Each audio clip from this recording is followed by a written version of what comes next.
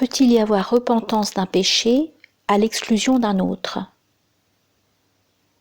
La repentance consistant à se repentir d'un péché tout en s'obstinant à commettre un autre est-elle valable? Les savants soutiennent à ce sujet deux thèses différentes, qui se fondent sur deux versions rapportées par l'imam Ahmed.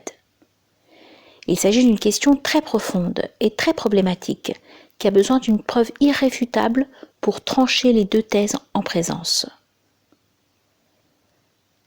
Ceux qui prônent la validité de la repentance dans ce cas justifient leur thèse par l'exemple de la foi de l'islam en disant « De même que le fait d'adhérer à la foi de l'islam, ce qui constitue une repentance de l'impiété, est valable même s'il y a à côté de cela des péchés dont le serviteur ne se repent pas.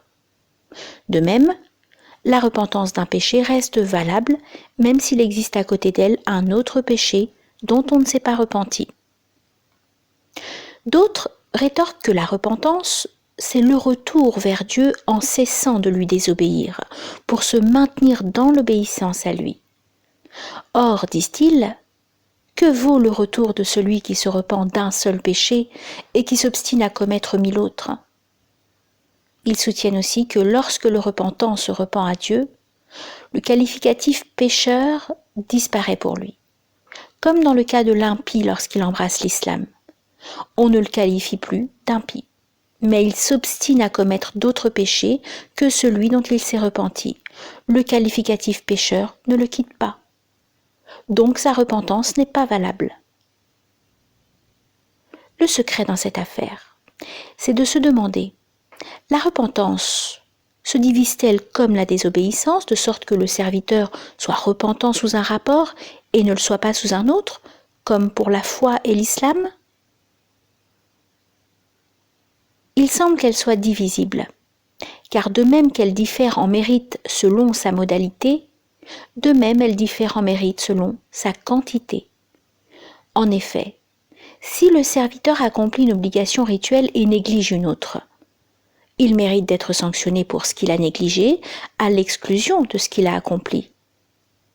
Il en va de même qu'il se repent d'un péché et s'obstine à en commettre un autre. Car la repentance constitue une obligation vis-à-vis des deux péchés. Comme il s'est acquitté de l'une des deux obligations et qu'il a négligé l'autre, ce qu'il a abandonné n'implique pas l'invalidité de ce qu'il a accompli. C'est comme dans le cas de celui qui abandonne le pèlerinage et s'acquitte de la prière, ou du jeûne, ou de l'aumône légale. Mais les adversaires de cette thèse rétorquent en soulignant que la repentance est un seul acte, qui signifie que l'on cesse de commettre ce que Dieu déteste, qu'on le regrette et qu'on revienne vers l'obéissance à lui. Donc si la repentance ne se retrouve pas entièrement, elle n'est pas valable, car elle appartient à une même adoration. Mais les tenants de la thèse de la validité de la repentance répondent à leur tour en disant que chaque péché possède une repentance qui lui est propre. Celle-ci est une obligation pour lui et n'a rien à voir avec la repentance concernant l'autre péché, au même titre que l'un des deux péchés n'a rien à voir avec l'autre. À mon sens, la repentance n'est pas valable lorsqu'on se repent d'un péché tout en s'obstinant à commettre un autre de même nature. Quant à la repentance d'un péché tout en commettant un autre qui ne lui est pas lié et qui n'est pas de même nature, cette repentance-là est valable. Par exemple, c'est le cas de celui qui se repent de pratiquer l'usure, même s'il ne se repent pas de la consommation de l'alcool. Sa repentance vis-à-vis de l'usure est valable. Mais s'il se repent d'une forme de l'usure et pratique une autre, ou l'inverse, ou s'il se repent de la consommation d'un stupéfiant et s'obstine à consommer l'alcool ou l'inverse, sa repentance n'est pas valable. Il est semblable à celui qui se repent de forniquer avec une femme et qui s'obstine à forniquer avec une autre. En réalité, un tel individu ne s'est pas repenti du péché, et il n'a fait que passer d'un genre de péché à un autre, contrairement à celui qui passe d'un péché à un autre qui n'est pas de même nature, soit parce que ses conséquences sont moins graves, soit parce que l'appel du désir y est pressant, soit parce que ses motifs se retrouvent présents en lui et n'exigent pas qu'on les convoque, ou soit parce que ses amis et ses fréquentations ont de l'ascendant sur lui et l'empêchent de s'en repentir, etc.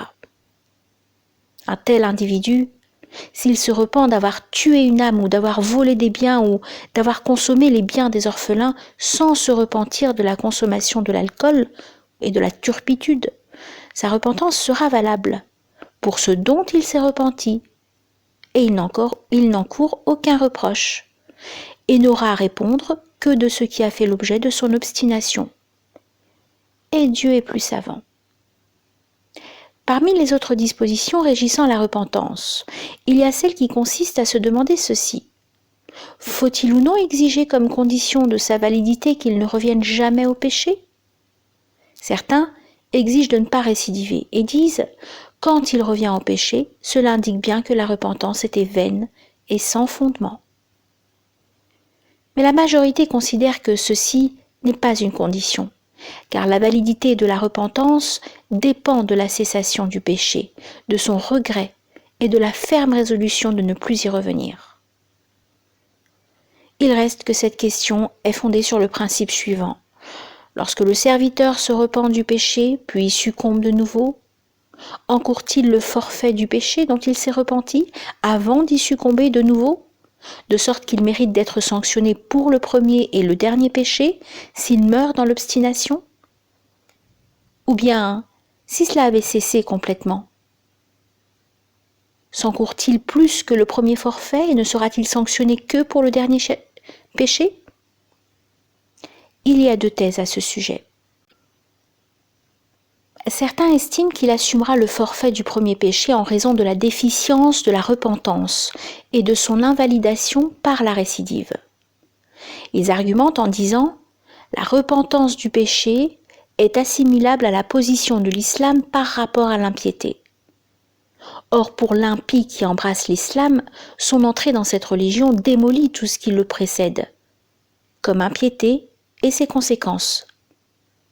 Mais si l'apostasie, il assume le premier forfait en plus du forfait de l'apostasie, conformément à ce qui est établi dans un hadith authentique où le prophète alayhi salatu wassalam dit « Celui qui excelle dans l'islam n'encourt pas de reproche pour ce qu'il a fait auparavant au cours de la période anté-islamique.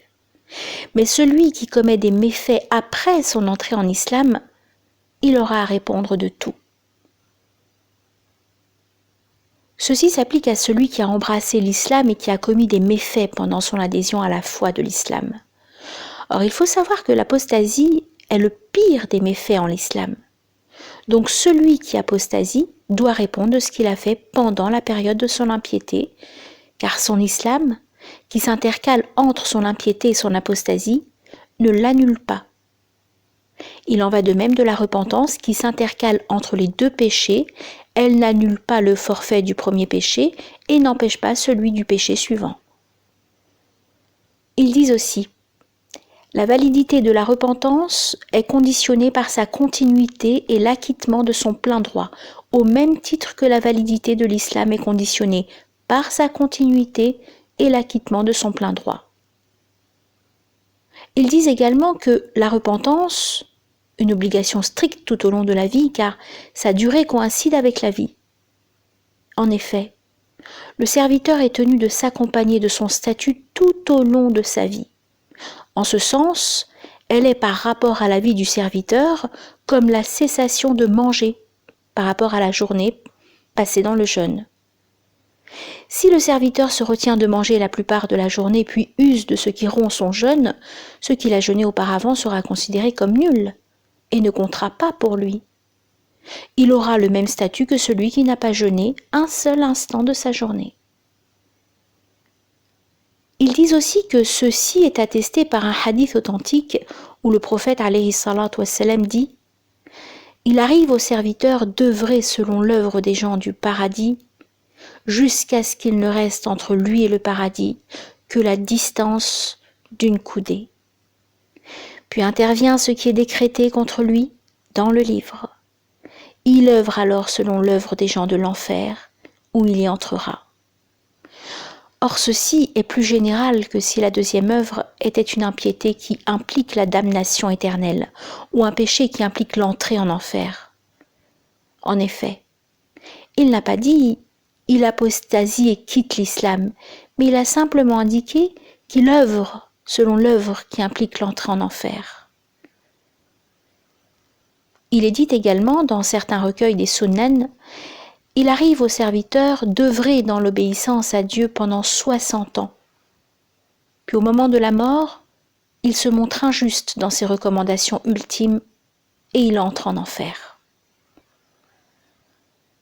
Les adversaires de cette thèse, c'est-à-dire ceux qui estiment que le forfait du premier péché dont le serviteur s'est repenti ne s'impose plus à lui s'il rompt sa repentance en commettant un autre péché, justifient leur position en soutenant que ce forfait s'annule à la suite de la repentance et devient comme s'il n'avait jamais été commis par lui. Ils disent aussi que l'infaillibilité jusqu'à la mort n'est pas exigée comme condition de la validité de la repentance. En effet, si le serviteur regrette, cesse et prend la résolution d'abandonner le péché, cela suffit pour que le forfait consécutif au péché soit effacé pour lui.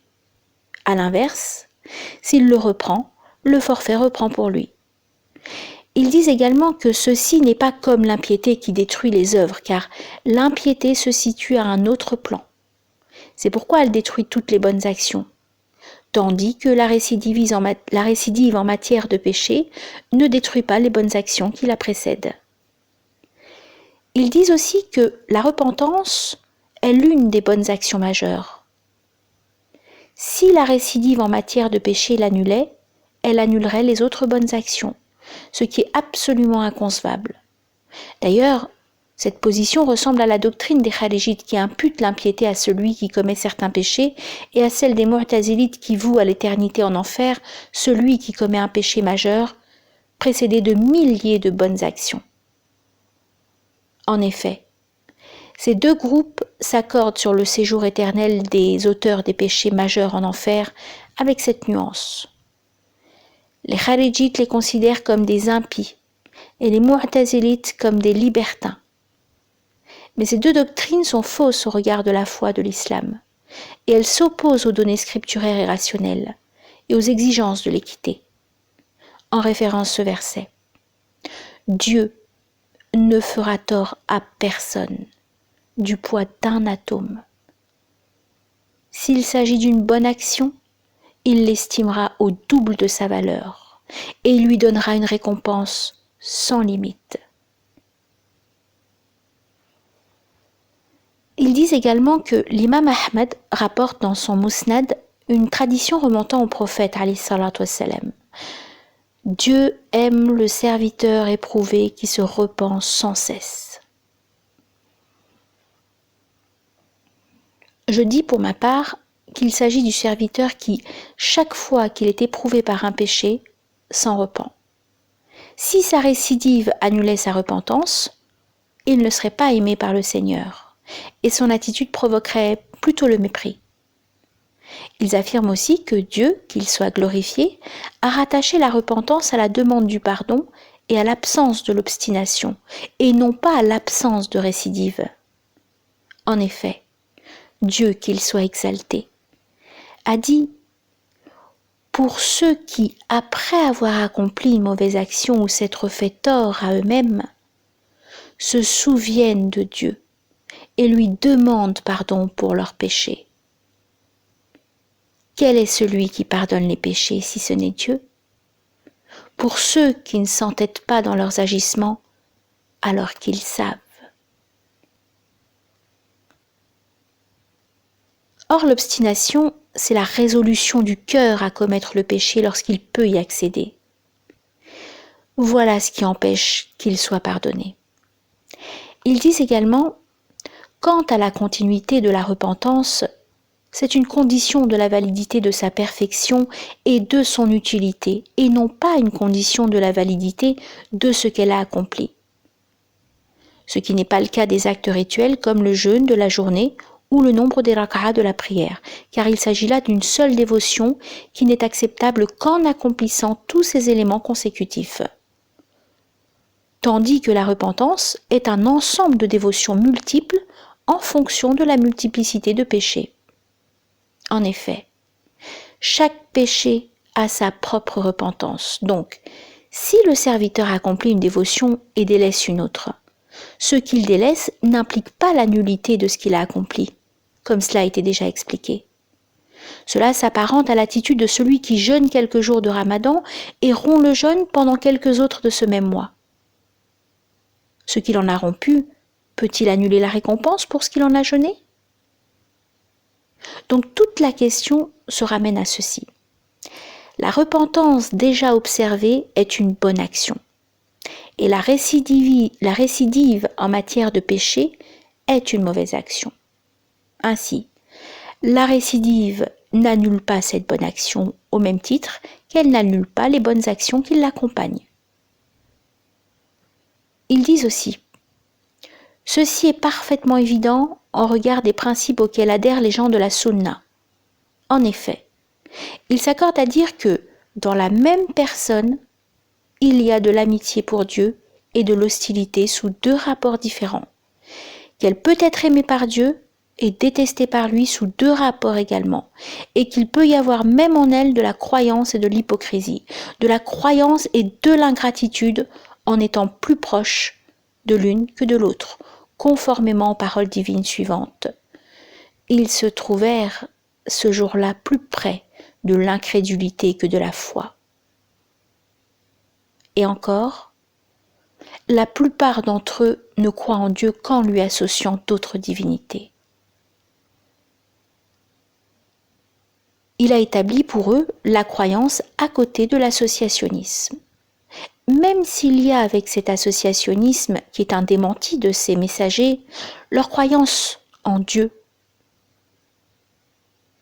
Toutefois, s'ils reconnaissent ces messagers tout en commettant toutes sortes d'associationnisme, qui ne les privent pas de la croyance aux messagers et au jour dernier, ils mériteront le grand avertissement réservé aux auteurs des pécheurs majeurs, des péchés majeurs. Leur associationnisme est de deux sortes. Un associationnisme subtil et un associationnisme manifeste. L'associationnisme subtil peut être pardonné. Quant à l'associationnisme manifeste, Dieu ne pardonne pas qu'on lui associe quoi que ce soit. C'est en vertu de ce principe que les gens de la Sunna ont affirmé que les auteurs des péchés majeurs entreront en enfer avant d'en sortir pour entrer au paradis. Si cela est établi, celui qui récidive en matière de péché est détesté par Dieu du fait de sa récidive, et il est aimé de Dieu du fait de sa repentance et de ses bonnes actions antérieures. C'est que Dieu, qu'il soit glorifié, ordonne pour chaque motif sa cause et son effet avec équité et sagesse, sans faire du tort à quiconque, même pas pour l'équivalent du poids d'un atome. En référence ce verset, ton Seigneur n'est jamais injuste envers ses serviteurs. Cela dit, si les méfaits récents du serviteur absorbent ses bonnes actions antérieures et les annulent, et qu'ensuite il s'en repente en observant une repentance pure et sincère, ces bonnes actions lui reviennent de droit. On lui dira, tu t'es repenti sur la base du bien que tu avais fait auparavant. En effet, les bonnes actions accomplies par toi en islam sont plus grandes que celles que faisait l'impie dans son impiété, comme affranchissement d'esclaves, aumône ou entretien des liens de parenté. Du reste, Hakim ibn Hizam a dit « Ô envoyé de Dieu, vois-tu, serais-je récompensé pour ce que j'ai accompli pendant la période anté-islamique en matière d'affranchissement d'esclaves, d'aumône et de respect des liens de parenté ?» Il lui dit « Tu as embrassé l'islam sur la base de ce que tu as fait comme bien. » Ceci parce que le méfait qui se trouvait entre les deux obéissances a été effacé par la repentance et devient comme s'il n'avait jamais existé parce que les deux obéissances se sont rejointes et formèrent un tout. Et Dieu est plus savant.